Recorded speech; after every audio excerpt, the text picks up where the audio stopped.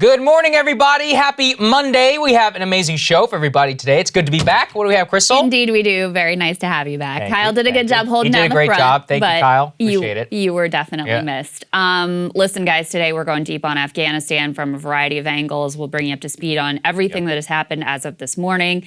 How the media is handling it. I don't think you'll be all that surprised. We've got a great guest on, Richard Hanania, to break down exactly what happened and to sort of push back on some of the critiques, I think, of the Biden administration. But there's also other news that we want to get to as well. The census numbers have come out. They're quite interesting, quite revealing. There was also a horrific earthquake in Haiti, that poor nation. We'll update you there on the absolute latest. I also have a Fox News segment that I could not let go unnoticed, so I'll bring you the details on that. But we do want to start this morning with the very latest coming out of Afghanistan. Yeah, I know a lot of you have probably seen, you're saying, what the hell is going on? The government collapse. So let's take it all the way back to the beginning. So what has happened is that the Trump administration, February of 2020, begins this peace process with the Taliban. They decide May 1st, 2020, all U.S. forces be pulled out. Biden inherits this peace deal, says, okay, we're going to get out. He's revised his timeline, says August 31st,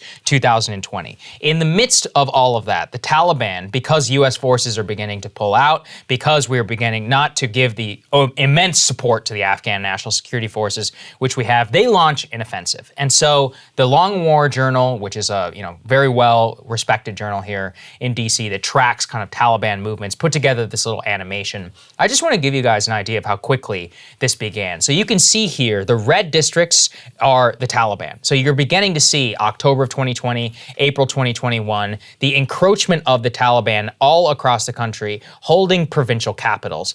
But there, as it begins to move, for those who are just listening, July of 2021 is when things just absolutely speed up. And you can see right there the encirclement. This date goes all the way up just to yesterday of the Taliban and how they have captured every single major provincial capital within Afghanistan, which has a substantial population. And there's a lot to be said there, Krystal, which is that what we are seeing is the overnight, essentially, collapse of $100 billion of American money, of American blood, of American military might that we gave these people. We supported this army, gave them every chance they possibly could in order to fight for their own country, and they folded within 3 weeks. That's the absolute truth of the matter.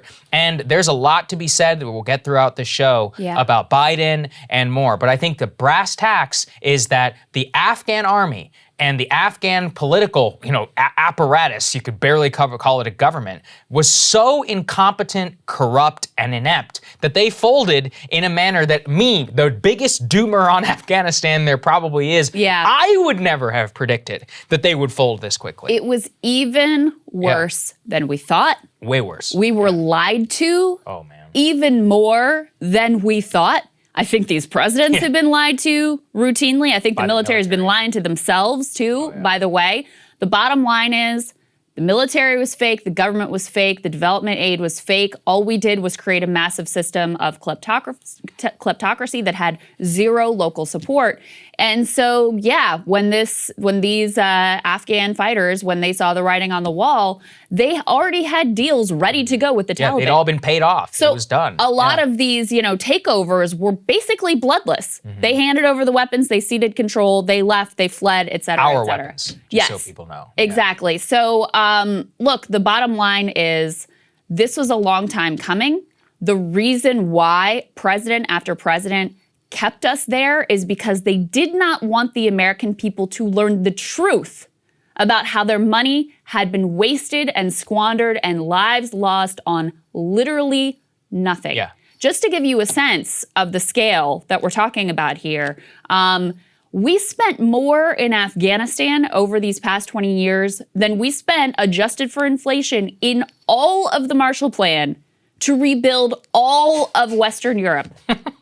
All of Western Europe. I can only laugh because it makes me want to cry. And this is what there is to show for it. And I just want to be clear, it's heartbreaking. Yes. The images, people are at the airport, they're hanging on to planes and losing their lives, reportedly, just trying to flee the country.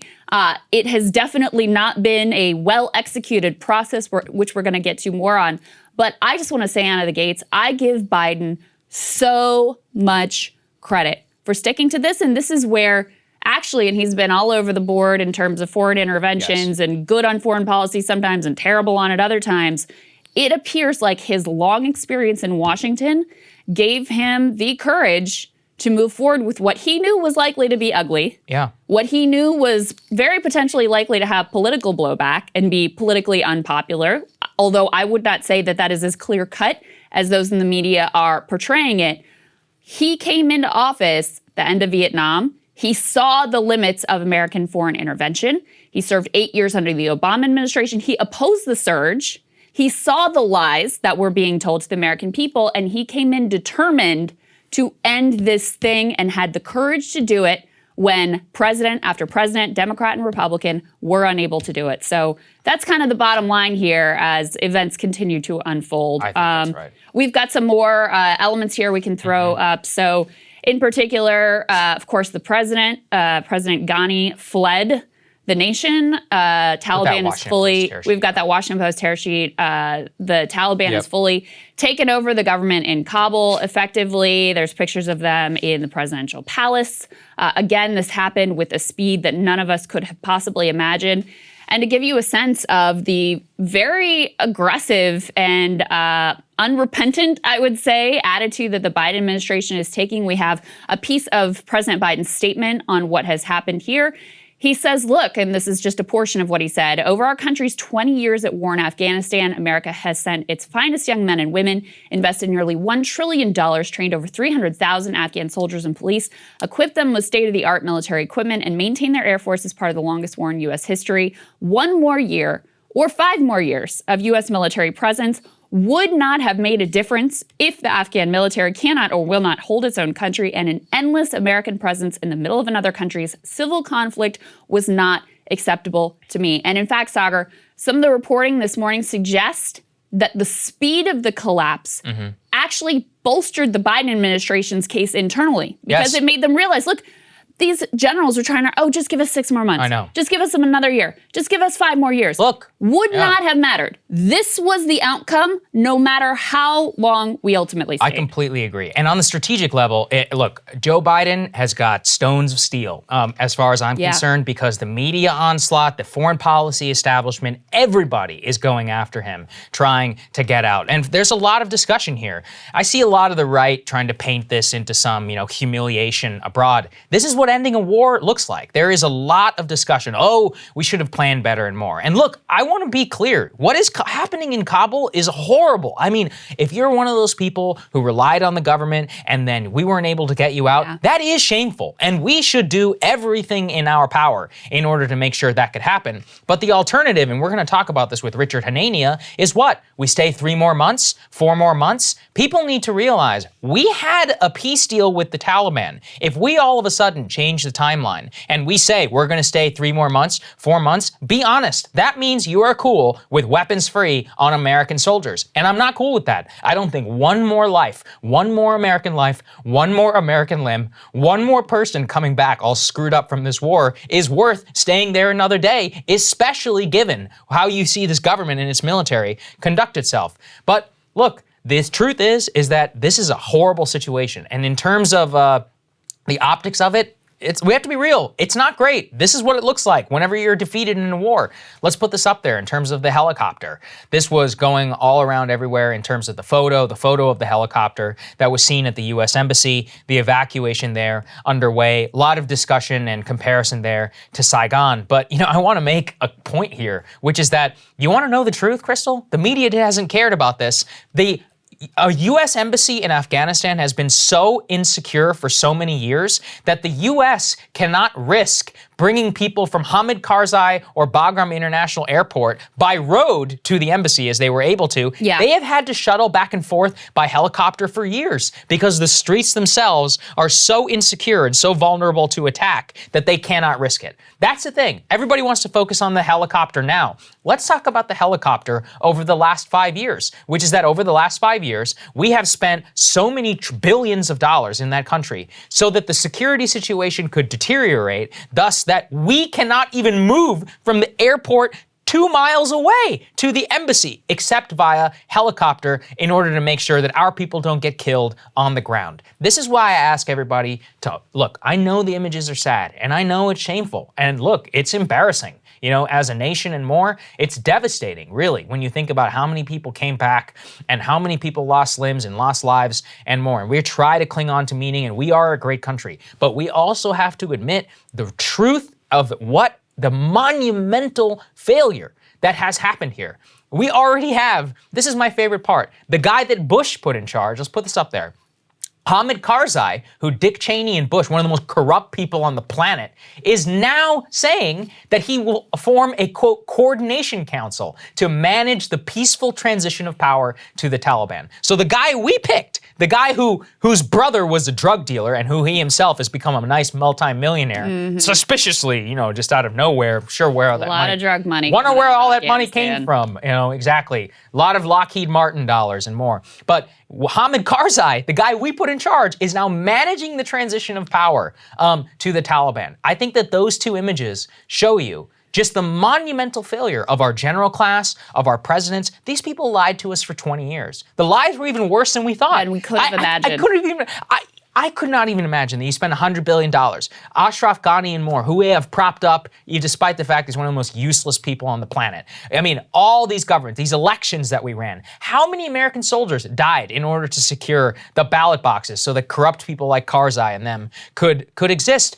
And this is how it all ends. Well, and not to mention the over 100,000 Afghani people who died and that the media did not care about until this exact moment. Right, we'll get to the media angle in a moment. But, you know, everybody wants to talk about Saigon now. And I think we should, actually, because, you know what? We should have learned a lot more from that experience. That's a good point. Than apparently we did. This whole thing was birthed in complete arrogance and hubris. If you were going to go in to get bin Laden, fine. Go get bin Laden and get the hell out. That's what this should have been from the beginning. Yeah. The idea that you're going to remake this society and you're going to have schools and girls flourish, all of this, like, this was complete arrogance. Complete arrogance. And so now we see, after 2 decades, all of it gone poof, like it was never, ever there. And so look, the bottom line for me with Biden is, was this executed perfectly, wonderfully, beautiful? No. Incompetent mess based on terrible intelligence. Military either had no idea or they were lying to his face or whatever. But ultimately, yeah, the buck stops with him. And the fact that we weren't able to, in an organized fashion, get our people out is embarrassing. But would I take Biden's policy towards Afghanistan over Trump's, over Obama's, and certainly over George W. Bush? Hell yes. Every single day of the week. And I think that is the perspective that is wildly missing from all of the media takes here. But look, let's talk about that wildly faulty, inaccurate intelligence that was being provided to him. He shouldn't have believed it. He should have known better. Absolutely. So let's take a listen to what he was saying just about a month ago on July 8th. Why can't you evacuate? Is a Taliban takeover of Afghanistan now inevitable? No, it is not. Because you have the Afghan troops have 300,000 well-equipped as any army in the world, and an air force against something like 75,000 Taliban. It is not inevitable. Mr. President, thank you very much. Your own intelligence community has assessed that the Afghan government will likely collapse. That is not true. Can you please clarify what they have told you about whether that will happen or not? That is not true. They did not reach that conclusion. So, look. He set himself up for that one. Could not have been more wrong, because the intelligence community was wildly overestimating how effective the Afghan government and military would ultimately be. They thought that the Taliban would ultimately take over, but that it would take months, something like 18 months for that ultimately to happen, giving the U.S. government time to evacuate their personnel, because they didn't want these images of having to be forced down and rushed down. They also knew how symbolic the evacuation of embassy personnel ultimately is. So they were trying to hold off on that. But yeah, I mean, he should have known better. Even that 300,000 troop number. Yeah, that's fake. It's Everybody knows completely that's fake. Yeah. They have tens of thousands of fake soldiers on the rosters where the money for the salary is really going to some warlord or whoever. Right. So he should have known better. And I think it's good to, close out this portion with reminding you all of something that we covered together long ago back on Rising that got very, very little attention. Afghanistan papers that revealed how much we had been lied to over the years. We can throw this Washington Post tear sheet up on the screen here. Craig Whitlock, who actually has a book that is just about to drop on the Afghanistan papers and detailing the lies and the reality of what has really been going on the ground in Afghanistan now for these 2 decades. But I don't know that anything sums it up better than Douglas Lute, who's a 3-star Army general, served as the White House's Afghan war czar during both the Bush and Obama administrations. He said from the beginning, we didn't have the foggiest notion of what we were undertaking.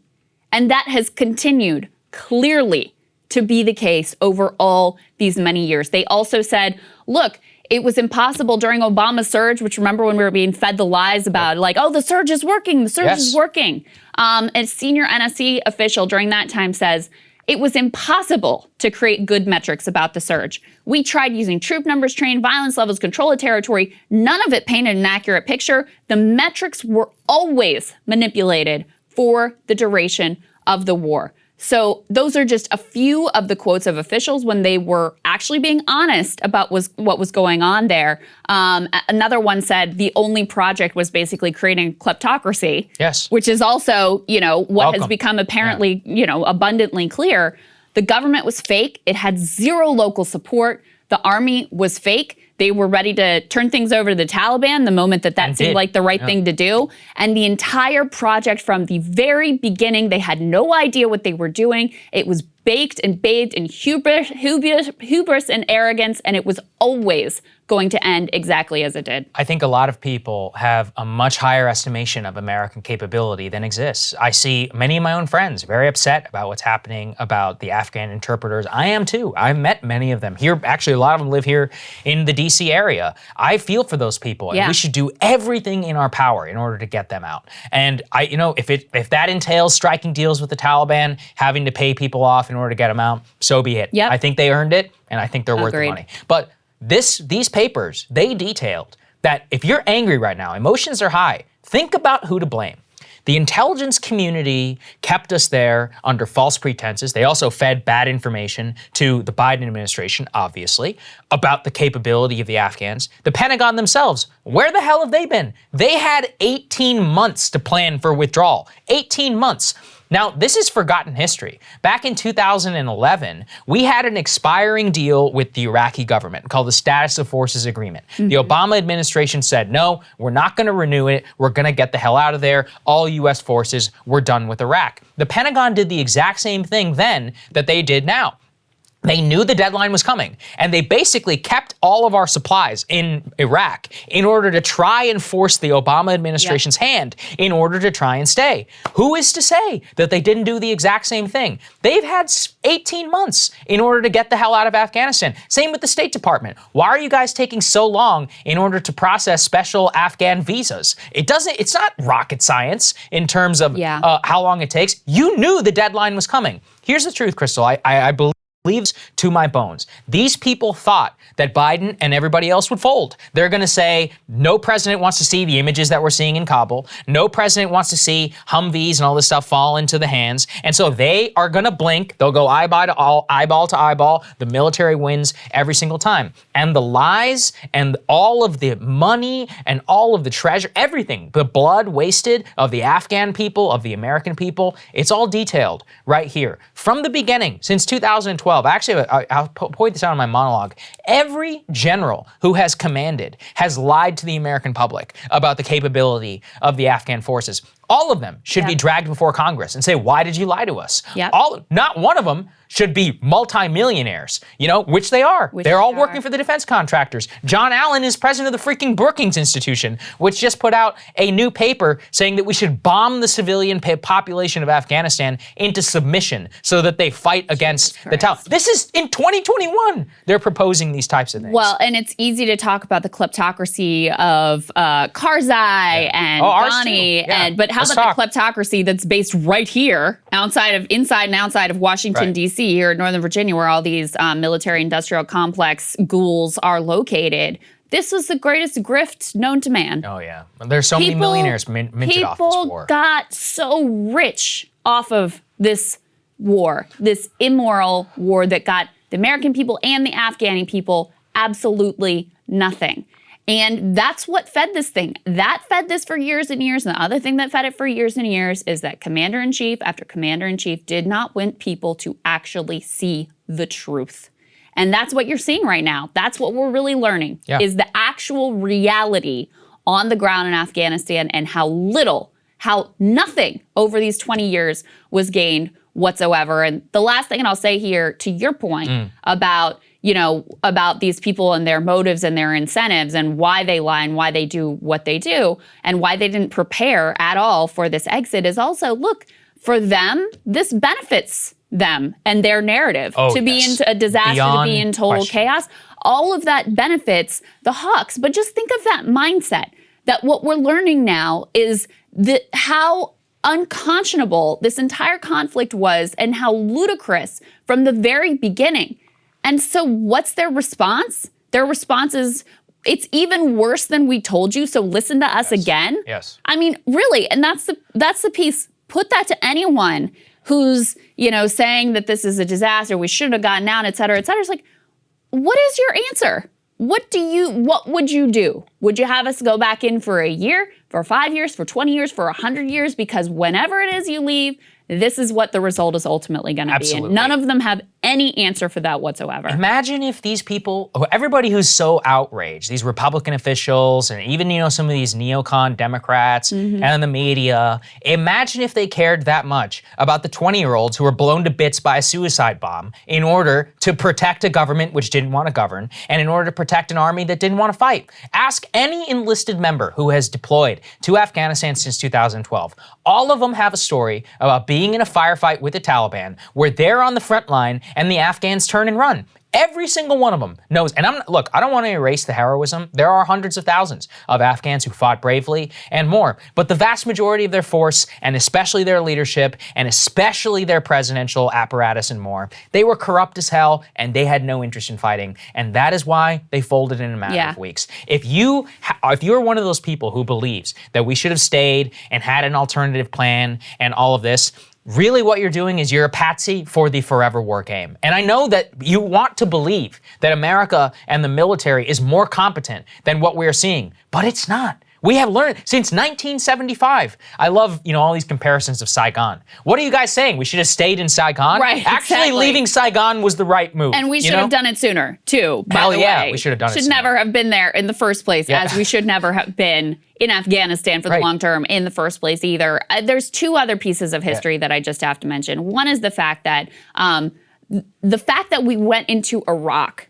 That was an ultimate distraction that kept us from getting bin Laden in Afghanistan to start with, which, look, the mission from the jump, what we were told is basically, okay, we're going to go in and get bin Laden, get the hell out. Okay, people maybe could get on board with that. And the fact that they were so fixated on Iraq kept them from accomplishing that mission, and that justified staying for all these years and years and years. And then the other thing, just in terms of learning the lessons of history and understanding the limits of American power and the arrogance and hubris with which we have operated in the world, we're a big part of the reason why the Taliban emerged and came to power in the first place, coming out of using Afghanistan as a Cold War plaything, as the Soviet Union did, and as we did as well, backing the Mujahideen, using Saudi and Pakistan as basically our proxies to pick which groups they wanted to fund and back the most. They backed the most radical of these extremist Islamic groups, and that is like the seeds and the birthing of how the Taliban came to be in Afghanistan in the first place. So At every step of the way, what we have done in Afghanistan has only made things worse. We stayed for 20 years, and all we did was make the Taliban stronger. A lot stronger and a lot richer. That isn't a lot. Oh, and let's not forget the fact now they've got a bunch of our weaponry. Yeah. So now they're also one of the best equipped militaries on the freaking planet. That's what your 20 years and your tax dollars and all of that ultimately got us, a stronger Taliban. And I hope people talk about this. I hope they remember the lessons of Saigon. And I hope to God we do not repeat these failures again. Do I have confidence that that will be the case? Maybe for a couple years.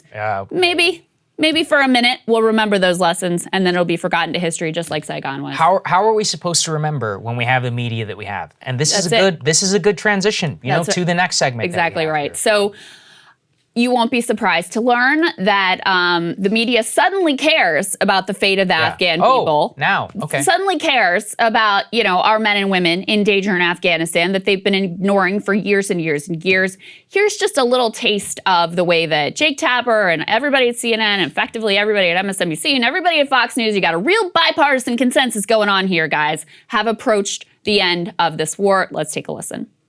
Look, you told me a few months ago on this program that you thought it was entirely likely that the Taliban would be taking over the country. But President Biden, just last month, quote, "The likelihood there's going to be the Taliban overrunning everything and owning the whole country is highly unlikely."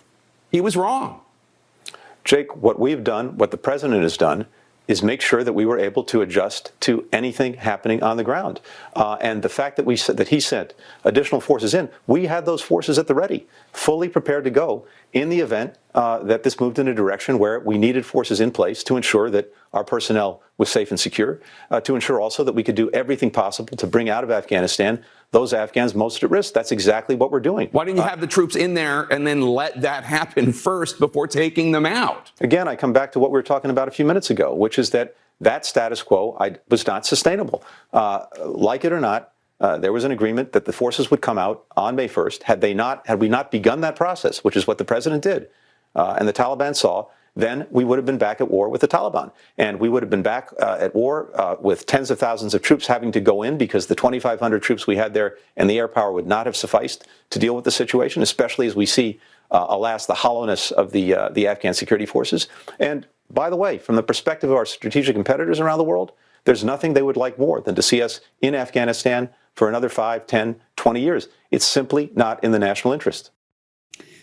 I got to say, great answer. He's totally right. Yeah. That was Secretary of State Antony Blinken, for those who are listening. And look, every single question, every single segment is framed in this pro-neocon way. Yes, that's right. It's framed in this forever war. Let's just stay forever. Let's put the troops back in. Why are we leaving now? Every single segment is framed in this exact same way. I had so many people attacking me yesterday, Krystal. I broke my rare Twitter thing because I felt that I had to go in and I wanted to make sure to fight in the elite consensus. And somebody needs to back up the fact that ending a forever war is messy, it's gross, but at the end of the day, these people need to acknowledge what they're saying. And I want to back up what Tony Blinken is, which the media is not reporting this responsibly. Everybody's saying, oh, the Biden administration, they should have done more. Maybe we could have stayed 3 more months. If you stay 3 more months, you violate the peace agreement with the Taliban. Yes. And that's it. Weapons hot on all American soldiers. Do you want to see 20-year-olds get blown to bits by a suicide bomb for 3 more months of time in Afghanistan? You go ahead and make that case to the American people. I say hell no. Not one more life.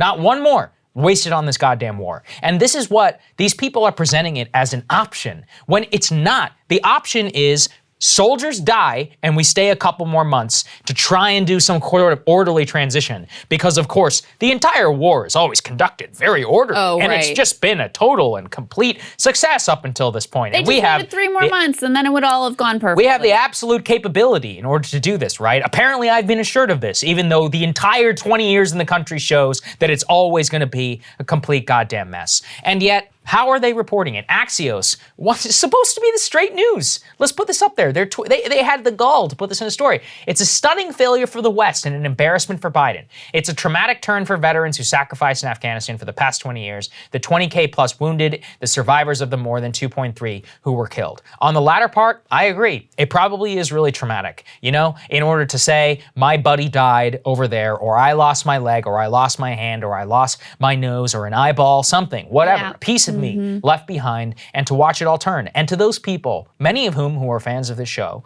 I want to say, this is not on you. You fought with heroism. Not a single part of this is on you. It is on the generals. It is on the political leadership. It is on the people who sent you there for nothing and who lied to you and who lied to us about what you were supposed to be doing.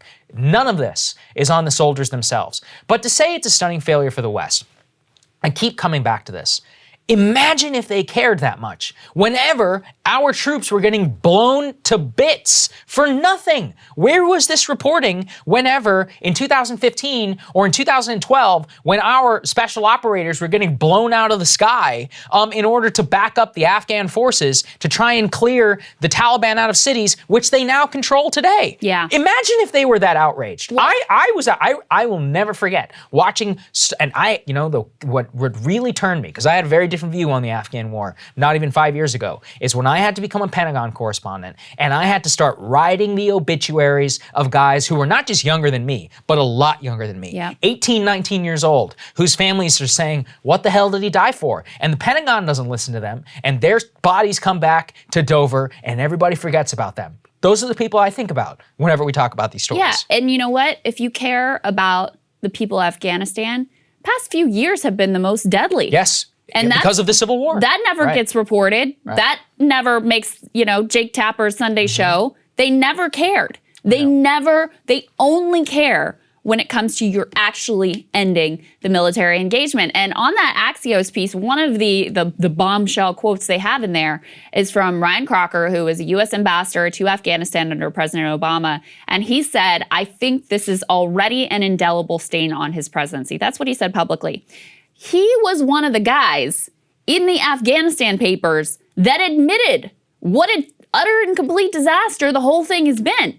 There, privately, he was saying this is a direct quote, our biggest single project may have been the development of mass corruption. Okay? That's what he really thinks. Okay? You don't see that on the Sunday shows. You don't see that in the papers today. And there's another piece of this, too, that we've been warning about as well is, these resistance liberals who rehabilitated Bush. Suddenly I see a few Democrats remembering this guy's a lying war criminal who definitely he's in the rankings for the worst president in U.S. history, judging by what he did to our people and how he made the world a worse and more dangerous place. Okay? But all of these people got rehabilitated during the Trump era. Yes. All of them got primetime. They got primetime shows. They got great speaking slots. They got contributorships on CNN, on MSNBC, Bill Krystal, all the rest. And now they're in positions of esteem with a broad swath of the country, with the Democratic base of the country. And so they're in position to go back to their roots of making their neocon case. And that's exactly what you see so many of them out there aggressively doing. They backed Biden on basically everything up to this point, and now the bipartisan consensus emerges, and their whole lot, Democrats are not giving him much cover either. I mean, all these people and the Republicans are absolutely ridiculous on this as well. When it was Trump, they thought it was a great idea to end the war. They were all in favor of it. We were being told, the reason to vote for Trump over Biden is because he's going to get us out of the forever wars and Biden's going to keep us there forever.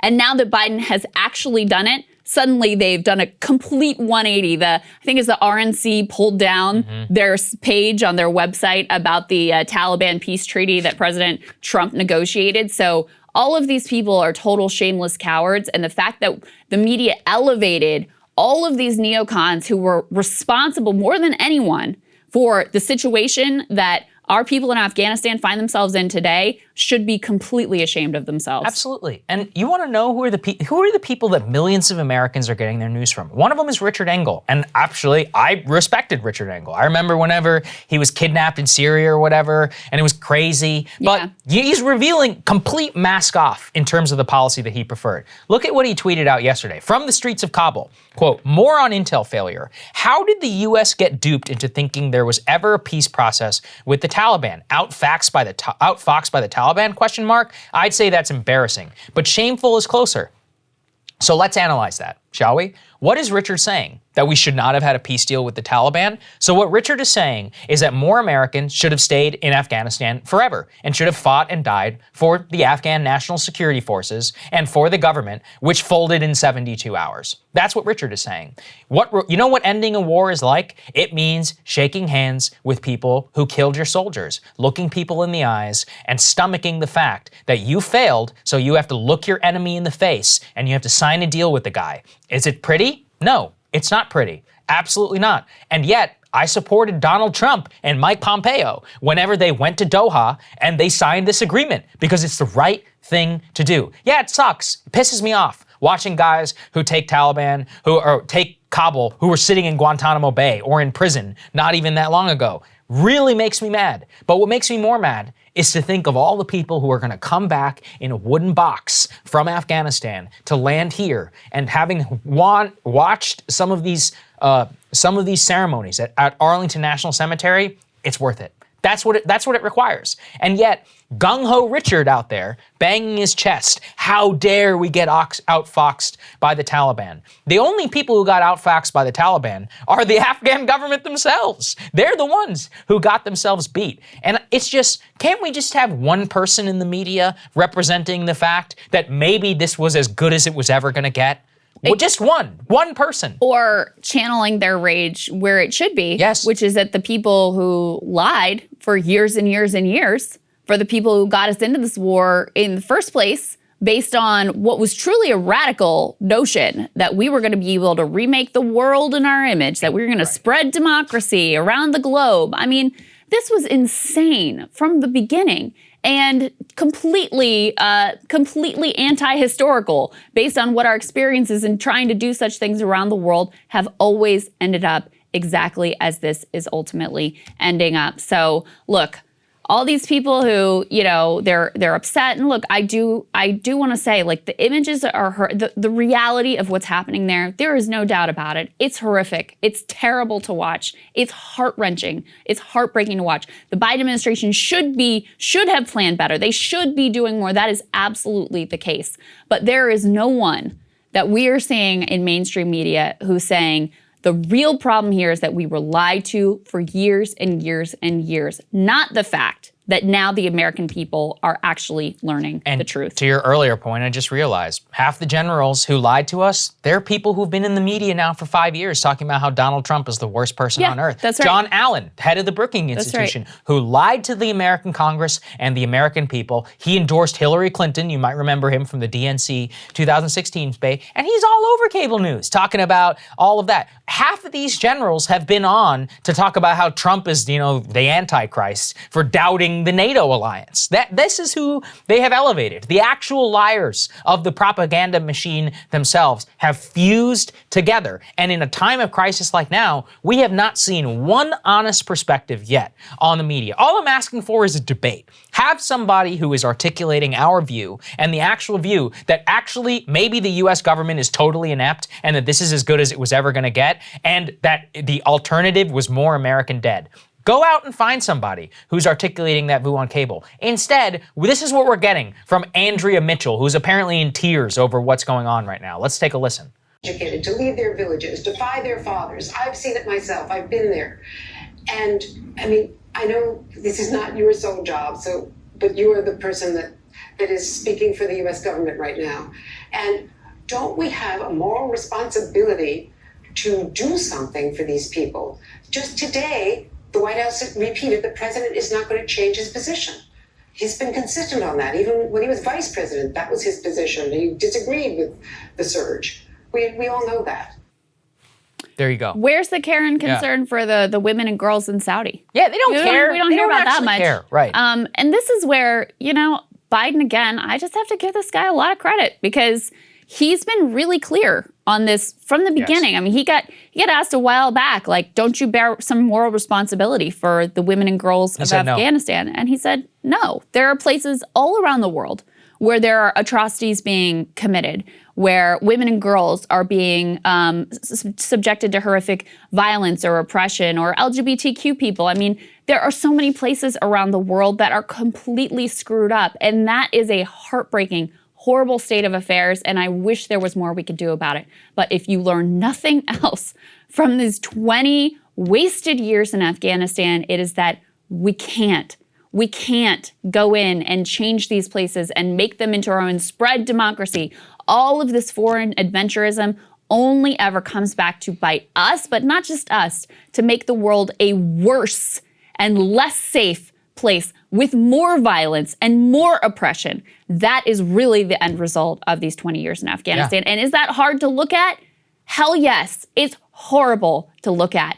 But it's about damn time that the American people actually knew the truth. Yes, stare it in the face. Have the media tell you, look, if enough Afghans care about Afghan girls and Afghan women to fight and die for it, then they can do that. And we found out pretty clearly that they don't care enough in order to do any of that.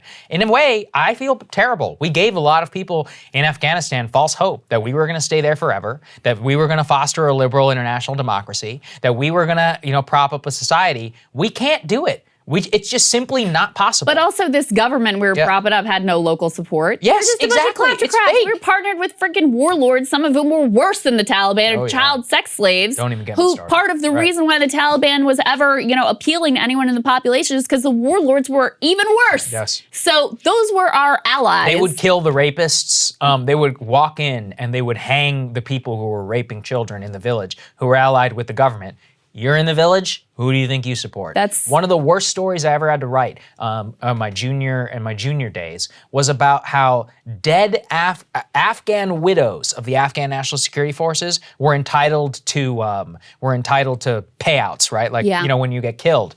Yeah, well, the U.S.-backed government was performing these widows was making them perform sexual favors on the officials in order to get their pay. Can you imagine? We paid that. Those that's were our money. allies. That was our ally. That was also our money that we were paying out to these widows, and we were forcing them in order to sexually degrade themselves in order to get the cash that they were owed because their husbands put their lives on it. You can go look it up. It was one of the worst stories that I ever had to write from John Sopko, the Special Inspector General of Afghanistan. So I can't say I really blame the Afghan army for giving up as quickly as they did, because what were they really fighting for? They were fighting for this completely kleptocratic fake government and a bunch of warlords. I mean, it's not like what we were propping up here was so incredibly amazing. So you may not have heard that on the news, and you're probably not going to hear that on the news, but that was the truth and the reality of what was really happening in Afghanistan, and is unconscionable all the way around. That's right. Okay, we're going to try and do a lighter topic here. I don't know. It's not that light either, but it's a little bit less more heavy. Domestic, less politically charged. So let's put this up there on the screen. We finally got the actual results of the new census data, and it is really stunning. And look, if I think you hold the position that Krystal and I have, that what's happening right now in America probably is not a good thing, then you are seeing the real partisan effects of basically we have a split nation. We have half the country which is growing. We have half the country which is getting smaller. And you can see the partisan implications of that in that graphic, which is up there, which is that the fastest growing counties have exclusively gotten more Democratic since 2012. Counties shifting towards Republicans have shrunk. Of the counties that grew, 70% shifted Democrat, 90% of shrinkers moved right. Now, before you pull a Hillary Clinton and say, I won all of the places which are growing, Nate Cohn actually has a pretty good point. Let's put that next tweet up there on the screen, which is that, look, for all of the demographics or destiny takes of the last 10 years, all the favorable quote-unquote demographic trends, Democrats are not stronger than they were in the beginning of the decade. And I think what it comes down to is that we see here a nation which is bifurcating, which is that the industrial Midwest and many other places across the country are having the economic life out of them getting sucked dry, and all of it is being concentrated in different areas where permanent capital and more are very comfortable. And you are seeing that the people who have connections to that land, connections to their community, who don't maybe want to leave where they're from, are left behind for increasingly nothing. One of the worst takes that I've seen on this, Michael Moore, our old friend, was celebrating the fact that, there's less white people in the Midwest. Yeah, you know why? they're dead from opioid abuse. It's like, what is wrong with you? That's what I have weird thing seen, to celebrate. yeah, it's the worst thing I've seen. I mean, look, I don't care necessarily about the demographic makeup. More what I'm talking about is let's look at this data and we can see the fact that we are losing a lot of people to opioid abuse, to economic complete destruction of their neighborhoods and livelihoods and more. And this is a very stark picture, I think, of the country. I saw a lot of triumphalism on it, but that is not how I see the data whatsoever. Well, and so in terms of if you want to look through this through like a partisan lens, there was news in there that Democrats considered to be good. The country is getting more urban, it's getting more suburban, it's getting more diverse, more black and brown. And also some of the, conservative takes about like, oh, this is the end of New York City. Well, New York City was one of the fastest apparently it grew. large cities in the country. So that was completely absurd. But I think Nate Cohn's take here, and it's not just a take, I mean, it's just a fact, is really interesting and really important to realize. Everything basically demographically went Democrats' way over this past decade. That's right. And yet they made no progress. Why? It's not hard to figure out. It's because they've lost more of the white working class, and maybe that's been a sort of realignment that's been happening over years and years, as the white working class tends to be more culturally conservative, and as politics have become more and more about the culture war and not actually delivering for people's material well-being, well, that kind of made sense that they would sort out to the Republican Party ultimately, with Donald Trump really driving that change. The other part that Democrats really don't want to talk about very much is that the other piece of why they haven't been able to make up any ground and improve their situation nationally is because Latinos have moved increasingly over to the Republican side. Now, Democrats still overwhelmingly win the Latino demographic, but working class Latino men in particular have moved towards the Republican Party. So, look, I think if you're the Democratic Party, you should feel a lot of shame at the fact that the places that are struggling, the people who are struggling the most, they don't see anything in your party for themselves. I mean, those are the places that the Democratic Party is supposed to be the party of the downtrodden, supposed to be the party of the working class, the party of the people. And yet the places that are struggling the most have moved the most rapidly to the right.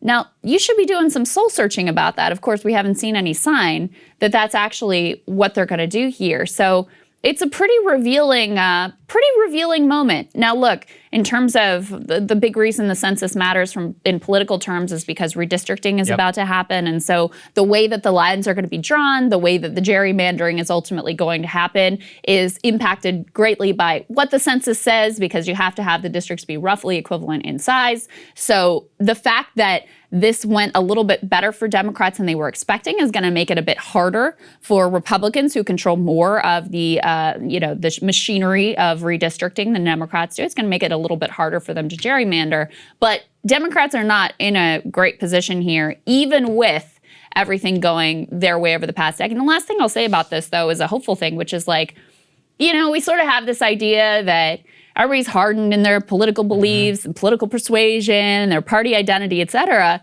Well, one lesson over the past 10 years, that's not the case. Not the case at all. Because if that was the case, then Democrats would be doing a lot better than they are right now. Hillary would be president. This would be like her second term, if that was true. People can move between parties. They can change their minds. They can be persuaded. So you might want to actually try. That would be a sort of new approach for the parties to actually try and persuade people ultimately here. One last note that I thought was interesting is a lot of the growth in the Latino population, it's no longer from incoming immigrants. It's from people who are, whose parents American citizens are here and they are born here and they're American citizens. So when you see that Latino population growth, that is by and large coming from people who are here and who are citizens and having babies and having families and are as American as anyone else. It's pretty fascinating also if you look at the county by county data. So Dave Wasserman actually has this up there on the fastest 10 growing counties from 2010 to 2020. Every single one of them is Texas and Florida, with the exception of Forsyth, Georgia. I hope I said that right. So Hayes, Texas was the top. Comal, Texas, 49%. Ocala, Florida. Williamson, Texas. St. John's, Florida. Forsyth, Georgia. Kaufman, Texas. Fort Bend, Texas. Sumter, Florida. And Rockwall, Texas. So Texas and Florida just seeing explosive growth in the last 10 years. But to what I was saying earlier, look at what the, 10 counties with the fastest shrinking counties. Let's throw this next one up there. Well, number 1, Robeson, North Carolina. Number 2, Hinds, Mississippi. Number 3, Cambria, Pennsylvania. 4, Caddo, Louisiana. 5, San Juan, New Mexico. 6, Kanawha, West Virginia. 7, Macon, Illinois. 8, Fayette, Pennsylvania. 9, Baltimore City, Maryland. 10, St. Louis City, Missouri. So what do you see there? Industrial Midwest, Inner Midwest, and more. They are the fastest shrinking counties in the United States. These are the more left behind places, and all of them became a lot more Republican in the last 10 years. All the ones at the top became a lot more Democrat. Even though they are in Texas and Florida, they're that new, kind of suburban type. So the suburbanization of America continues. It is certainly going blue, but that doesn't mean that, a lot of the left behind people are not going to vote or are not going to change in the way that they traditionally view the country. So really in the data, all I see is the country continues to split apart almost entirely by economic lines, and where you live has become a much more a much bigger indicator than ever before of how you vote. I think I did a whole monologue on Rising about there was all the spatial analysis data where if you live around people where 2/3 don't have a college degree, you're most likely going to vote Trump. And if you live in places with 2/3 of a college degree, you're mostly likely to vote for Biden. Same things in terms of dollars, and actually really holds regardless of race, except whenever it comes to the black community. So all of that just shows me that we are increasingly splitting apart. You're seeing increasing concentration in the areas that are doing well, vast shrinking, in the places that aren't doing well. But you can't leave those people behind and just write them off like that famous Hillary quote of "I won all the places which were growing." As if it's that's not a good thing. Yeah, you're supposed to be the ones who are representing the people who are left, but you're supposed to be speaking up for the powerless. And so, like I said, you would think there would be some soul searching going on, but there's clearly not. And it's what Democrats do is once they lose a place like Iowa or they lose a place like Ohio, they just forget about it. They're like, let's move on to Georgia. Let's move on to Arizona. Let's move over to greener pastures where there is more, economic dynamism and people doing a little bit better. Maybe we'll do better in those places. One of the results that came out of here is Georgia may already be majority minority. Yes. It's basically 50-50 right now. And so the new battlegrounds are what you would expect them to be. They are Georgia, it is Arizona, those Sunbelt states, and it is also, eventually Texas is probably going to come into play, although again, demographics aren't destiny. So the fact that you have increasing browning of some of these places does not mean the Democrats are ultimately going to have a lock on any of them or even, a realistic chance at any of them. They got to do a lot better. I would not bet on this forever. I think really what it shows is, to your point, that people are up for grabs if you're willing to talk to them. Yeah. If you abandon the cultural concerns of millions of people, they'll go elsewhere. And same thing whenever it comes on the Republican side. If you abandon the economic, or the economic tastes and more of millions of people, they'll also go elsewhere. So that's what's happening. It's weird right now. You're kind of watching in real time the Republicans just go back to all the crap that they used to say. Yeah, it's just like neocons in Afghanistan. Yeah, now suddenly everybody on the Republican side is a total neocon again. Anything different that they said in the Trump years, they were clearly just pretending. Obviously, they did not actually believe the words they were saying if they said anything in favor of getting out of Afghanistan during those years. And on economics, it's the same thing, which is kind of what I'm tackling in my monologue. Any divergence from traditional Republican, Reaganite orthodoxy on economics is also completely out the window. So it is interesting to see in real time, and we'll watch what the political ramifications of that are. The last thing I'll say on your point regarding people being persuadable is I think that the Trump campaign and the Republicans proved this. They actually invested a lot of money in flipping Latinos and turning out more Latinos to vote for them. And they saw that in Florida, but it wasn't just in Florida. A lot of people want to make this just about Cubans. This was an across-the-board phenomenon. Texas as well. And Texas, maybe even more so than Florida, but this was pretty consistent trend across the country. No mystery why. They actually invested in talking to those communities, and it had an impact. And I would say the Sanders campaign also proved that point in the Latino community, where they also spent a lot of money and took a lot of time and actually invested in talking to those communities and pitching Bernie Sanders' platform to them. So people are movable. Don't give up on making the case by actually delivering for the American people.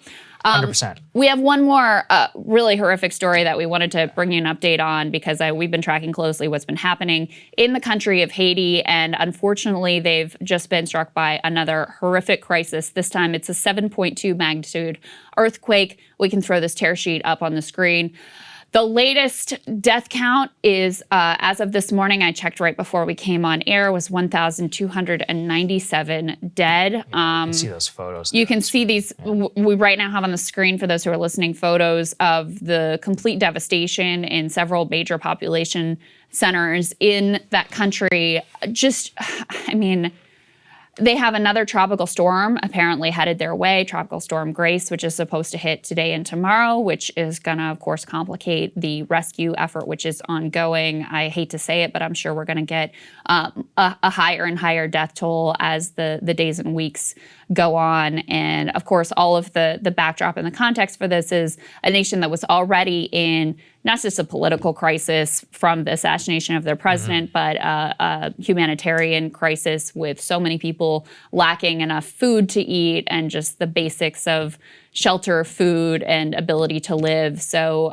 tremendous devastation there. Haiti never really recovered from the previous earthquake that happened. Was that 2010? I think it was 2010. That caused hundreds of thousands of lives lost. So I mean, this is like a really low bar. The devastation is not as bad as that earthquake, but you're talking about thousands of people who are dead and several major population centers pretty devastated. Yeah, so this is a 7.2 magnitude earthquake. Reading, here accounts really terrible. One of the problems and why the reason that the death toll is so high is because so much of the hospital infrastructure is gone. So they don't have a real healthcare infrastructure, which means that people have to wait hours or days in order to get treated. There's only one surgeon in like one particular region of the entire country where this entire thing got hit. He gave an interview where he's like, I'm the only surgeon. It's just me. So in that situation, and especially with the rest of the world distracted, not just distracted, there's COVID, because of that, international travel is basically run to a halt. A lot of international aid is really not working right now. Obviously, the US military has a lot of other stuff going on as opposed to what we were doing in 2010. So it's a perfect storm that just wiped, I don't know what else to say. It's terrible. Really does show that they just can't catch a break. Like they had this earthquake, then they have now the political crisis of the last 10 years, culminating in the assassination of the president, and then now some guy is resigning, and nobody knows who the hell was it DEA informants and all this. There's still a lot of questions there. Same now, the earthquake hit. This is now a domestic political crisis. They don't even have a proper president. They don't have any people who are coordinating. The hospital infrastructure is decaying. The international community is basically not there right now. So it's just a perfect storm. And like now we got this tropical storm descending. So it's just a terrible situation. Yeah, we want to make sure to bring you that because, it's really important what's going on in Afghanistan, but there's a lot of suffering going on around the world. And Haiti, our hearts go out to all of the people there. And look, it's another country too that we had a major hand in screwing up both politically and economically. So there is some burden to bear there in terms of our moral responsibility to the people of that nation. All right, Saagar, what are you looking at today? Well, everybody, I've missed you all desperately. So much to catch up on, from vaccine passports, COVID hysteria, Afghanistan. I think I'm going to stick with the latter because it's where I have the most to say, and it directly relates to what I've been up to in the last week. Yesterday, we got the ignominious but inevitable news that the Taliban officially have taken control of Kabul in Afghanistan, with the US-backed president literally fleeing the country only hours into the siege. Suddenly, I see a lot of takes flying around. Republicans have seemingly forgotten Donald Trump is the one who penned this deal and actually pushed this same policy. No other than Trump himself says that Biden somehow has strayed from his deal and the plans. Of course, I knew this would happen since our politics does not allow for admitting that the other fella has a, point every once in a while. And I wanted to take the opportunity to state this absolutely unequivocally. I'm with Joe Biden on his withdrawal from Afghanistan. Not enough people who are genuinely anti-endless war are coming out and saying it because they disagree with him elsewhere. And I do, of course. But the elite consensus right now is that Biden's withdrawal is a disaster. I'll say this, on the margins, some things absolutely could have been done differently. We should have done a much better job of ensuring our translators and more got out, 100%. But in the end, it was probably always going to be this way.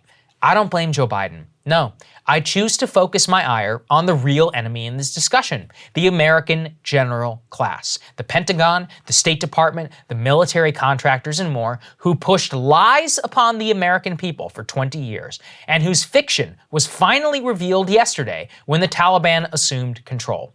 Let's review, shall we? The same intelligence community, which got us into this mess, had 3 predictions on Afghanistan. First, it was that the Taliban would take 3 months to take the capital of Kabul. Then, they revised that date to 72 hours. Then, it ended up doing it in 24. Which means, what? Even after 20 years, even after the failures of the Afghan forces and the corruption of the Afghan government was evident, they still could not admit the truth, that our mission there has been nothing but a catastrophic failure. I wanted to start with that, just so you get an idea of how full of it these people still are to this day. But how far back should we go? Who is responsible for this mess? Here's the answer.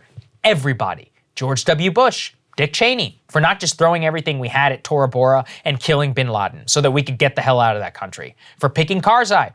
Barack Obama for falling for the general's tricks, surging troops, withdrawing them, and more, keeping them forever. Donald Trump for falling them for the same trick. But look deeper, of course. They decided, and the buck stops with them.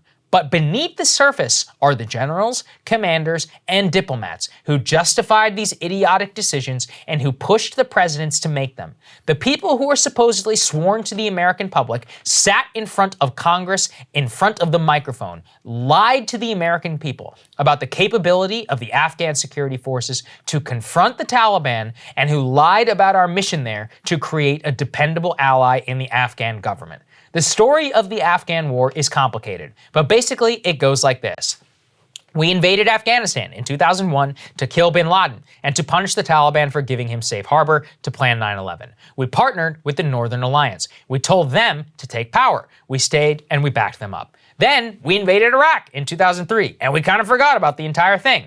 In 2009, the situation was deteriorating because we had been backing the corrupt Karzai government, and the Taliban were actually starting to do really well. Obama said he would fight the good war. He sent thousands of American troops, but just for 2 years. It failed miserably. We transitioned to something called resolute support, or what the Pentagon calls train, advise, and assist. That mission was this. We will stay with a limited force to train the Afghan army, advise them, and assist them in their fight against the Taliban. We would do this for a limited period of time and give them the equipment so that they could handle the fight themselves. And every year since then, in 2012, since Obama ended the surge, the Pentagon and the generals in command of that effort have lied to the American public to keep their gravy train going. Consider these lies. In 2012, General John Allen said, quote, "We're winning this war." In 2013, General Dunford, who later became the head of the Joint Chiefs of Staff, said our victory there was, quote, "inevitable" by train, advise, and assist. In 2014, General Campbell, he said he had seen the change in strategy and we would win. General Nicholson, 2017, says the situation has, quote, "fundamentally changed." In a way, Nicholson was the most honest, just that the situation fundamentally changed to ensure that this would be the end result. Why all of these lies? Because the United States has spent to date $100 billion on the Afghan National Security Forces. Billion with a B. They collapsed within 3 weeks when they actually had to fight for themselves.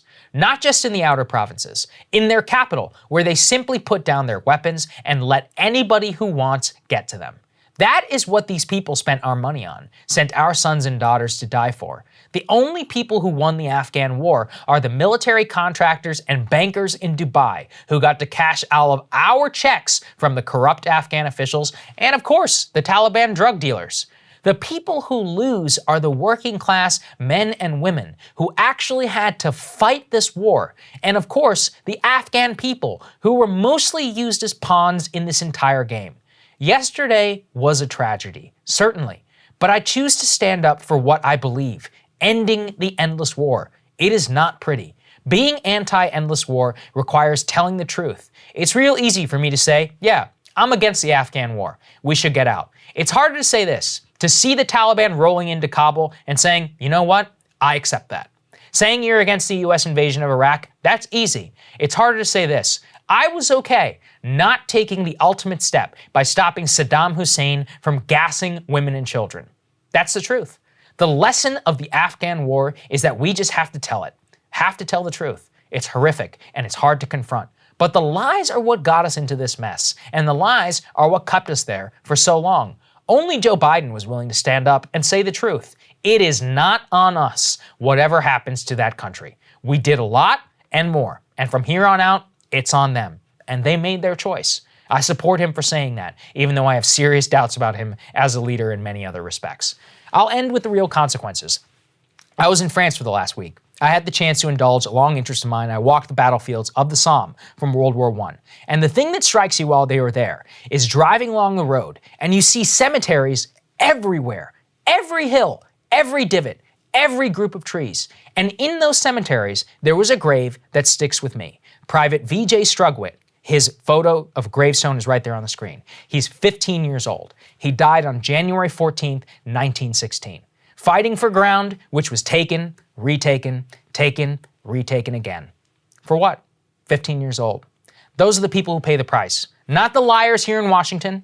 Ending this war means honoring the legacy of the millions of young men and women who senselessly sacrificed for nothing and confronting the truth of who we really are. Because to this date, Krystal, over 1 million people have deployed to Afghanistan from U.S. and other coalition forces. 775,000 Americans alone have spent time in that country. I forget the statistic. Every X minutes, a veteran blows their brains out or kills themselves because of PTSD. 2,300 were killed on Afghan soil, 20,000 plus. I mean, I just can't fathom not like looking at this and saying that we should have stayed longer. I don't understand the pathologies of the people. And I don't understand how we as a society can accept the fact that these generals who lied us into this war, who kept us in this war, who kept these kids dying, are multimillionaires here in D.C. You're right. Sitting They're on the winners. They won. They are the winners. They are the greatest winners of all time. While these guys are, in a VA hospital crying their eyes out, trying to get a prescription or something after waiting for 3 months. And I cannot imagine the betrayal they feel, because this is what you have to face. It was all in vain.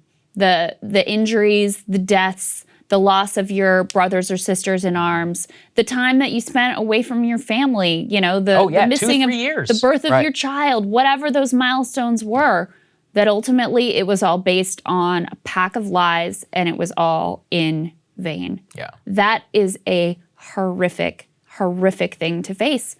And you can see why president after president just wanted to, I think one of the famous quotes was, you just got to muddle through. Yes. Just kick the ball down the road, because this was always how it was ultimately going to end. Now, to your point about the real human cost and all of these, cable news warriors who are happy to do their punditry and say, hey, we should stay longer, or we should have stayed another 6 months, another year, that this is terrible what's happening and we should have gone back in, or we should have stayed longer. They're not sending their sons or daughters over there. No, of course not. They're not willing to do that. And yet I wonder if the fact that Joe Biden did have his son in the military, if that impacted his thinking here. Because it is interesting, why on this one issue is he good? Where everything else, he's squishy, he's like, let me talk to Lindsey Graham about it. Yeah, let me focus on bipartisan. He's part of the worst bipartisan consensus consistently throughout his time in office, and sometimes on foreign policy. Sometimes he's good on foreign policy. Sometimes he's terrible on foreign policy. He bombed Syria. Chair of the Senate Foreign Relations Committee, and basically Iraq, helped Bush make the case for the Iraq War. Right? He's very much complicit in that. So why was he so good on this issue? And you just have to think that after all of that, he had a personal connect, number one. And number two, after all these years of being in Washington, that his experience actually helped him to see through some of the bullshit narrative that was being spun from the generals. Clearly not enough, because he was buying into the, Taliban's not going to overrun the Capitol and 300,000 fighting force and all of that. But enough to say, look, I know how this story ends, whether it's today or 6 months from now or 5 years from now or 100 years from now. I know how this story ends, and I am not going to continue to kick the ball down the road to whoever comes after me as president. And for all the warts and the ugliness, and yes, Biden is sort of like historically inept and incompetent, and the planning is terrible, and that has led to genuine human tragedies. But for all of that, his courage in actually making and sticking to very boldly the right decision here deserves a lot of credit. One of the most courageous acts of an American president that I've seen in a long time. And I It's respect true. the hell out of him for doing it, because to stand up against these generals and the media and everybody and just saying, no, hell no, I'm not doing one more day of this. It takes a lot, and God bless him. Yep. Good for him. That is well said. What are you taking a look at, Krystal? Well, Fox News on Friday, Laura Ingraham invited on John Taffer. He is host of Bar Rescue for a little chat about jobless workers. Here's how that went. I'm not an economic professor. If you get $800 a week unemployment benefits, and you live with a partner who also is getting $800 a week unemployment benefits, $1,600 a week, Laura, $83,000 a year for that household in unemployment benefits. The median income in America is only $63,000. We're incentivizing people to stay home. What if we gave that additional unemployment benefits to employers to incentivize people to go to work? Well, what if we just cut off the unemployment? I mean, hunger is a pretty powerful thing. I don't mean physical hunger, because people who truly are in need help. I'm talking about people who can work but refuse to work. But the government is literally putting anvils in many ways on people's shoulders, either through the mandates, regulations, and now through free money, which obviously the piper eventually has to be paid. John, I want to ask you, though, about this idea of work-life balance, because look, no one wants to miss their kids growing up. No one wants to. You stay in the office your whole life. You never see your family. So that's really important. However, have we taken that a step too far when you think of, well, a lot of the millennials talking about, well, I need time for self-care. I don't know why I'm harping on that tonight, but the whole self-care movement is a little. I mean, my mother's not with us anymore, but she worked by the time she was 12 during the Depression. If she heard the self-care thing, I think her head would explode. I think that's right. I have a friend in the military who trains military dogs, Laura, and they only feed a military dog at night because a hungry dog is an obedient dog. Well, if we're not causing people to be hungry to work, then we're providing them with all the meals they need sitting at home. I'm completely with you, Laura. These benefits make absolutely no sense to us. And on top of the impact of not getting employees and not being able to run our businesses, in my industry, we have meat prices are up 10%, chicken prices are up 15%. No, inflation is going to kill business. I mean, that's the next shoe to drop. Wow. So they really kind of gave up the game there, didn't they? Just two millionaires casually suggesting that the jobless be cut off and starved like dogs to force them back into waiting tables, cooking meals, and serving drinks to the well-off. Worth noting that in the restaurant industry, Taffer is particularly focused on the tipped minimum wage as a whole, $2.13 per hour. Can't imagine why people might be reluctant to jump back in, especially with a variant surging that is freaking people out and keeping them home again. There is so much going on here, it's hard to honestly even know where to start. I do want to dispel this myth that somehow Americans are getting lazy and just going to spas for self-care all the time or indulging in endless mental health days. So in reality, Americans work more hours each week than their peers in other developed nations, 137 more hours per year than Japanese workers, 260 more per year than British workers, and 499 more hours per year than French workers. Not that I think that's a good thing, by the way. What's more, the typical American family works far more hours than their grandparents did in the days of yore Laura so fondly harkens back to, primarily because women have fully entered the workforce, layering full-time employment on top of the household duties, which women still primarily handle, and meaning that many households have two full-time workers rather than one, as was the case in those glory days of yesteryear. But the deeper issue here is that this whole way of thinking about human beings, business, and the economy is disturbing and downright sociopathic. Workers are not treated as people with needs and wants and dreams and aspirations. Nope. They are just the inefficient flesh robots used to get the wealthy their damn drinks, or drive them around, or clean their houses, or drop their packages on their doorstep.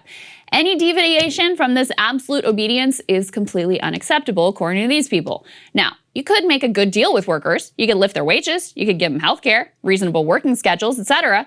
But that might impose some minor costs on the upper class. So, in the view of Laura, John, and by the way, plenty more like them, the solution is obvious. Just starve them. threaten them with eviction, hunger, the desperate shame of poverty that America insists we heap upon the poor. Because in this sadly dominant worldview, workers exist to serve the rich and the macroeconomy rather than the economy existing to serve the people. This is the dominant ethos held not just by Republicans, but quite a few Democrats as well. After all, it was only under duress that the eviction moratorium was extended. The expanded unemployment program will be allowed to lapse, kicking millions of gig workers and freelancers off of that program. $15 minimum wage hike is nowhere near reality, even as Democrats control every single lever of power.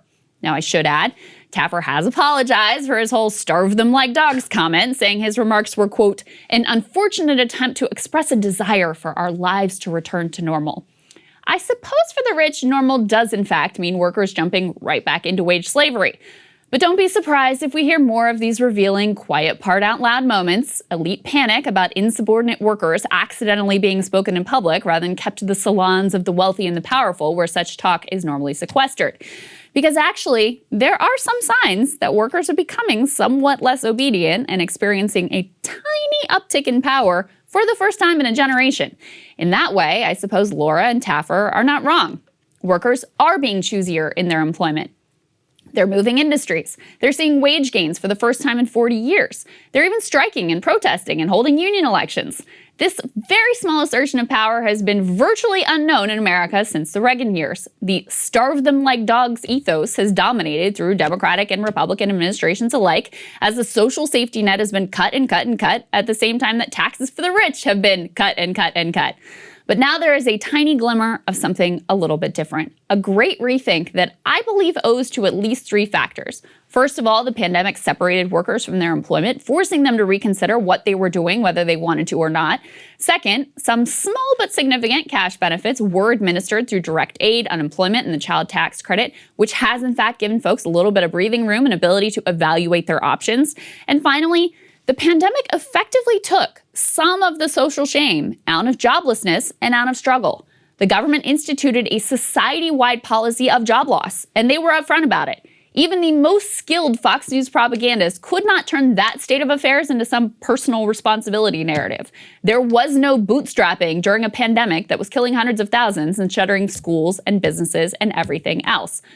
So I suppose the powers that be are feeling a little bit nervous that they've lost their iron grip on the narrative and on those disobedient workers, starting to feel like something must be done here to get these workers back in line. Well, all I have to say is that if your plan is to starve workers like dogs, don't be surprised when they turn around and eat the rich.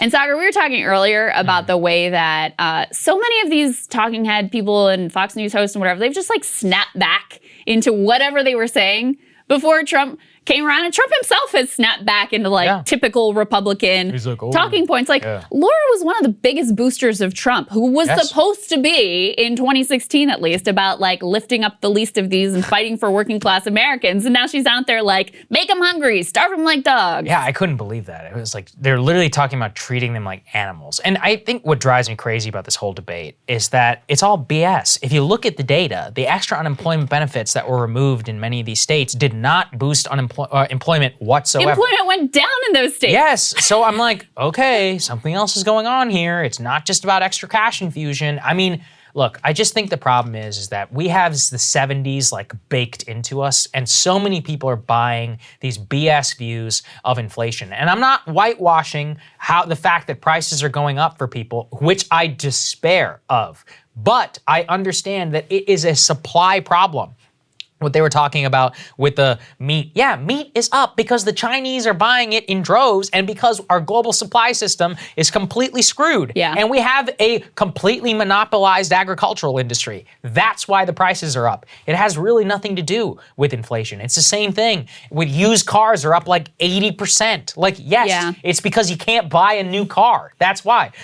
Airports, prices of air travel is up. I wonder why. It's almost like people are locked in a house for a year. Cost of gasoline, same gasoline. type of deal. Oh, turns out OPEC had very low. That's why the Biden administration said, hey, you guys need to pump more. And yesterday they came out and they said they were going to do that. Every single one of these things is being used in order to push an agenda that you and I know so well. More deficits and more putting the screws to the workers. And unfortunately, a lot of people buy it. A lot of people are sitting at home and saying, God damn it, my prices are up, and Joe Biden is paying these people hundreds of dollars to sit at home. It's not the truth. That's not what actually is going on. Go and ask them. And yet, unfortunately, I see a lot of political salience behind this stuff. No, I do. I do as well, because you have another bipartisan consensus here. I mean, effectively, the Biden administration has kind of bought into this as well. There's no sign that, in fact, we know that they are not including unemployment extension in the reconciliation package. And so even if you wanted to get rid of like the plus up, the additional $300 that was during the pandemic,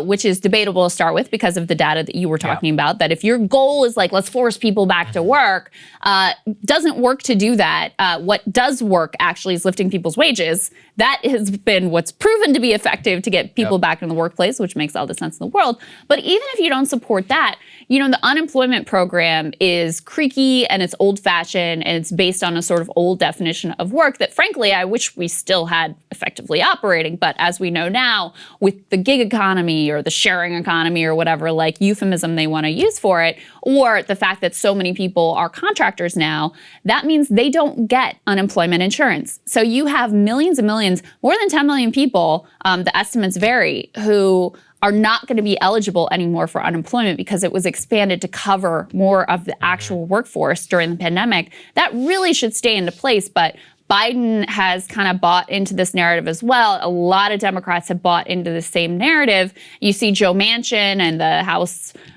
problem solvers, the Josh Gottheimer salt tax people out ready to kill the whole thing because of exactly this type of mentality. So listen, in a sense, I guess I give Laura and John Taffer credit for saying the quiet part out loud, because this is actually the way that a lot of people, all the Republicans and quite a few dominant group of Democrats think about these issues as well. They think of workers as just like these sort of like animals, automatons, flesh robots, what do you want to call them, who have to be sort of like whipped into doing what you want to serve your interests in the economy, rather than thinking about like, how do we make the economy work for the American people? That seems to never be on their mind. Absolutely.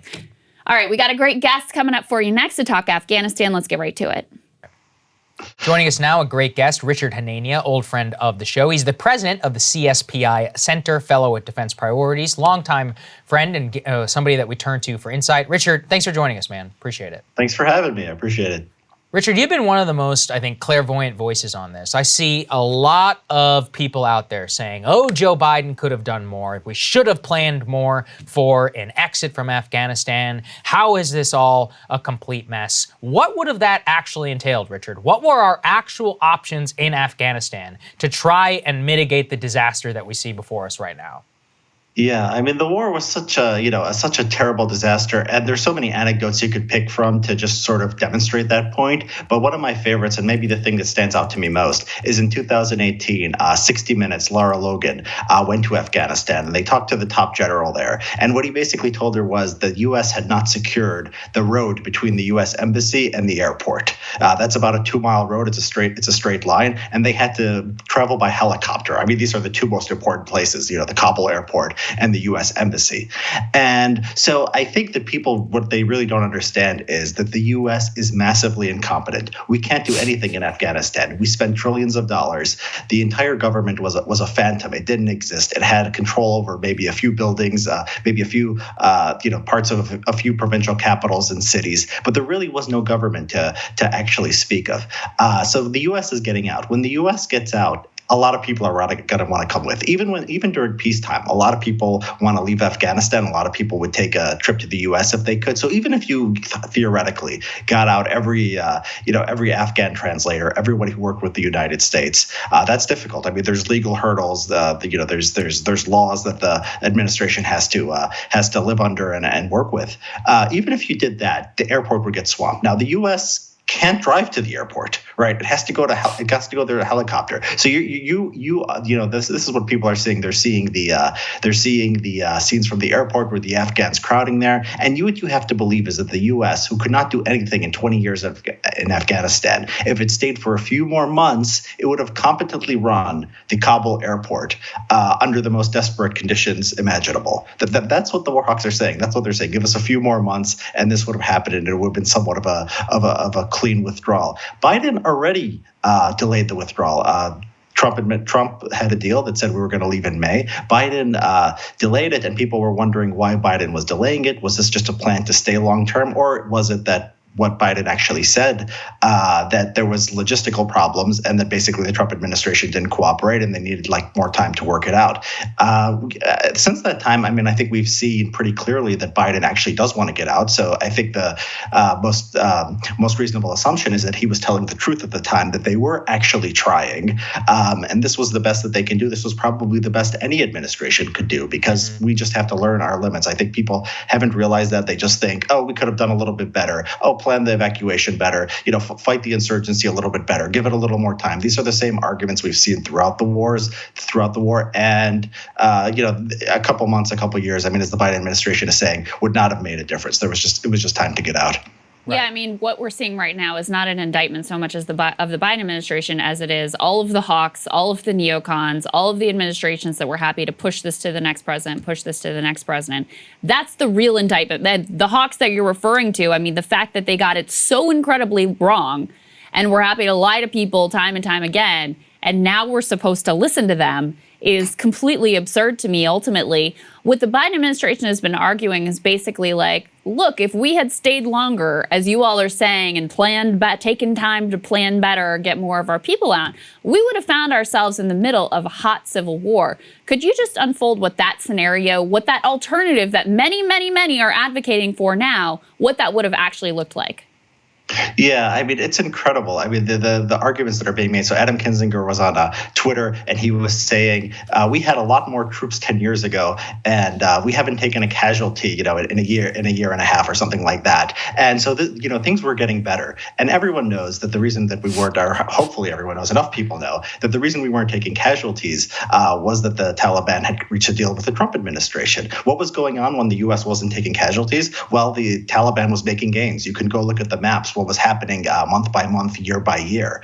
And so they actually, so Kinzinger comes and now turns it around and says, this is a sign of progress. It's a joke. And so if you stayed, what situation you would be in now is that basically you're in worse shape than you ever were. The arguments don't ever change. It's always give us a few more months. Pompeo says, make it conditions-based. Conditions-based is basically an argument of people who never want to leave. The entire point of this war, the entire point of why, the entire point of understanding how incompetent we've been is that conditions are never good. That's why it's such a disaster. And so things weren't going to get better. The only thing that's actually, if there's anything that's changing over time, it's that our position is getting worse. And we've tried a lot. We had the Bush administration, more of a hands-off approach, went into Iraq. People criticized that. It was actually more stable under the Bush administration. Obama comes in and he's boxed in by the generals. He sends a troop surge, over 100,000 troops. Violence goes up. The government starts, the money just goes into the pockets of the warlords. It fuels corruption. American deaths go up. Afghan civilian deaths go up. The government loses territory. Trump comes in. He sends in more troops. He ups the bombing campaign. So it's a completely different strategy. It's not coin counterinsurgency like Obama with boots on the ground as much. It's just bombing from the air. The Taliban gains more territory. So it's the harder you try, the worse it gets. The only consistency is we keep failing. And we keep failing consistently, and the hawks are always there saying just a little bit more time. I'm right. Glad we finally. This is there's you see these things reoccurring, and I've been watching this for years, and it's refreshing to see a president who just came in and said no more. This is political courage, and I think everyone should acknowledge that. We've been saying the same thing all day. This is the most presidential thing I've ever seen. I've never respected Joe Biden more than for standing up against the media and saying, no, I'm absolutely not going to bow down. I want to drill down into that, Richard. I keep hearing this constantly. Oh, well, Saagar, you didn't know? We haven't lost a soldier there since February of 2020. Yeah, because we have a peace deal. So let's go through this. We violate the peace deal. We say we're going to take 6 more months or whatever in order to evacuate our people. What happens, Richard? What is the actual, what is the policy consequence of that? It is dead American soldiers, is it not? Yeah, I mean, look, yeah, we had the peace deal. We didn't take any casualties, but we also lost more and more territory for the Afghan government. So I guess you could have ended up in a situation where you could leave troops there, and then the U.S., you just lose more and more territory. And then what's going to happen? Then it's the conditions are even worse. They'll come back and say it's good. We're for withdrawal. We're conditions-based for withdrawal. We can't leave under this humiliating circumstances. It just gets it's on a downward slope, and it's always been on a downward slope. And so, yeah, you have to, the Afghan government, did not exist on paper. They were telling us 20 years ago, 10 years ago, 5 years ago, they're turning the corner. We're seeing great progress. They collapsed. Vietnam, people make the comparison to Vietnam. The South Vietnamese government lasted 2 years after the United States fell. The government left behind in Afghanistan by the Soviets lasted for a while. This was even before we were out the door, and it wasn't like heavy fighting. It was just it was just a complete collapse. What's very interesting, when the Taliban was trying to take Mazar-e-Sharif, which is a large northern city in Afghanistan, the Afghan government wasn't even fighting. It was actually the militias, Dastum militia and other militias that were there. If you read the history of Afghanistan, these are the same names that were fighting the Soviets in the 1980s. Yep. And they were there. They were part of the Northern Alliance when the U.S. invaded. So you have this 20 years, right? And then the U.S. puts in this ungodly amount of money, and the result is it's not just they lose to the Taliban. It's like the Afghan government is probably not even the second or third best fighting force in the country. So they just melt away. These militias, they can't take on the Taliban either. They're in a weaker state than they were when the U.S. invaded. The militias held off the Taliban for a while in the 1990s. It's just such an indication of what a disaster this has been. I don't know if you could have screwed this up worse if you tried to fail. We just have to stop listening to these people. There's no hope of them ever getting it right, and we need to deeply reflect on how things got to this point. What do you make of the fact, we played the sound here that's been passed around of Biden, a little more than a month ago, saying they've got 300,000 Afghan army fighters, and it's not like the Taliban is just going to come in and overrun the place immediately. Clearly that turned out to be totally wrong. Was he lied to? Was the military just wildly off in their estimates? Why do you think that they were so wrong about their projections of how long it would take? They kind of knew the Taliban was likely to take over, but in the length of time it would take and this just utter collapse that we've witnessed. Yeah, I think if we're going to say there was one mistake Biden made, it was promising too much from the Afghan government. Look, these things are very, very hard to forecast. The Metaculus is a sort of a website where people go and they predict what's going to happen. And they gave it about a 50% chance that the Taliban would take the presidential palace by 2026. I was on Twitter. I said by 2026 it's probably a 70 or 80% chance. So I was saying, the Taliban's eventually going to win. And I said over 50% chance this year. So, nobody can forecast these things. The intelligence agencies, the military, they pretend to be scientific. I feel pretty good about my prediction. I was more pessimistic about the Afghan government than most people, but there's no way to know for sure. The bottom line is they're incompetent. It was much worse than people thought. They were losing territory while they had the U.S. there supporting them. You can imagine what it does to morale. You're losing territory with the U.S. The U.S. is leaving. It's not hard to see the psychological effect of that. So what Biden should have said was, he should have probably lowered expectations. He probably, was listening to his military and listening to the CIA. I'm sure they weren't telling him, the Afghan government was going to last forever, but maybe they thought it would be like South Vietnam. Maybe they thought it would be 6 months to a year. We poured all this money, we poured all this arms into there, and he should have just taken a more agnostic position on it. I think his messaging has been good, but that was a major mistake, and people will, of course, hold it against him. Yeah, I think this is the most important point around the actual capability of the military. And this is what, Richard, you've tracked this for a long time, but something I can't help but notice is these people had 18 months to ensure a withdrawal from Afghanistan. They know they were going to do this since February of 2020. Why did they screw it up so badly? This is not just under Joe Biden. This is on the same military under Donald Trump. Yeah, exactly. I mean, that's what being incompetent means. I mean, you have a lot of time, you have a lot of resources, and you keep failing, and you could do another, 18 months. I mean, Biden, I think they thought it was going to be a complete disaster if they just took to the May 1st date. So all the government was doing on Afghanistan was preparing for leaving for 3-4 months, and they screwed it up. Who knows? If they left in May, maybe it would have been 10 times worse. But yeah, there are deep problems in the system. It's not the Biden administration. I think the Biden administration did, the most you can hope for realistically from the American government at this point, which is just stop investing lives, stop wasting money on this, and just moving on. I think that's pretty. Rip the Band-Aid off. Yeah.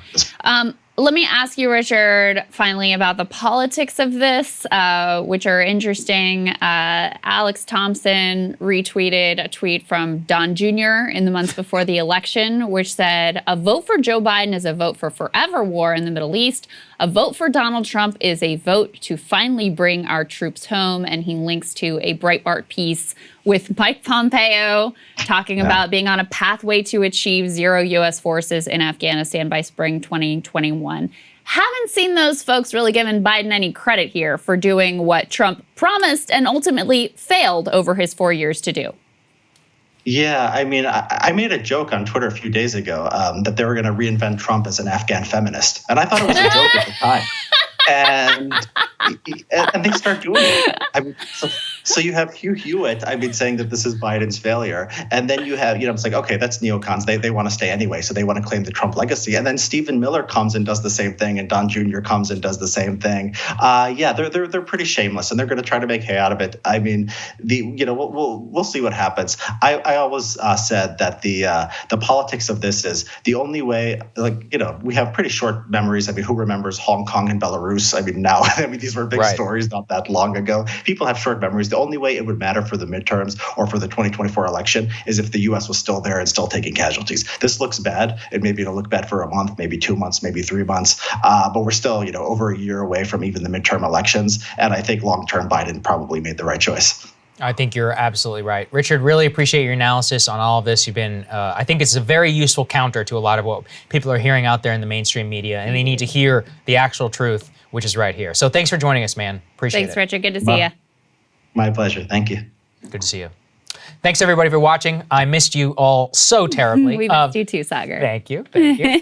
You guys can become a premium subscriber today. You can help support the work that we do here. The link is right down there in the description. You get the show an hour early, listen to it, all of that. Your support is what makes it possible for us to offer you the actual counter to the mainstream media narrative in Afghanistan and more. I have never felt that our show is more important than at times like now, when there's a single uniform voice out there in the establishment about what needs to be done. And nobody seems to be standing up for the actual soldiers themselves, for the Afghans, for anybody who is just left behind by this colossal warmongering or narrative. Just the truth. I mean just tell the truth. This is one of those days where you could turn on Fox News or CNN or MSNBC and you'd hear some version of the same damn thing. So thank you guys for making it possible for us to do what we do here, which is just literally try to be honest about the way you've been lied to and about the reality that's facing you and people around the world. We are incredibly grateful for you, and we're grateful to have you back too. Thank you. Thank you. I miss you terribly. All right. We will see you all on Tuesday. See y'all tomorrow.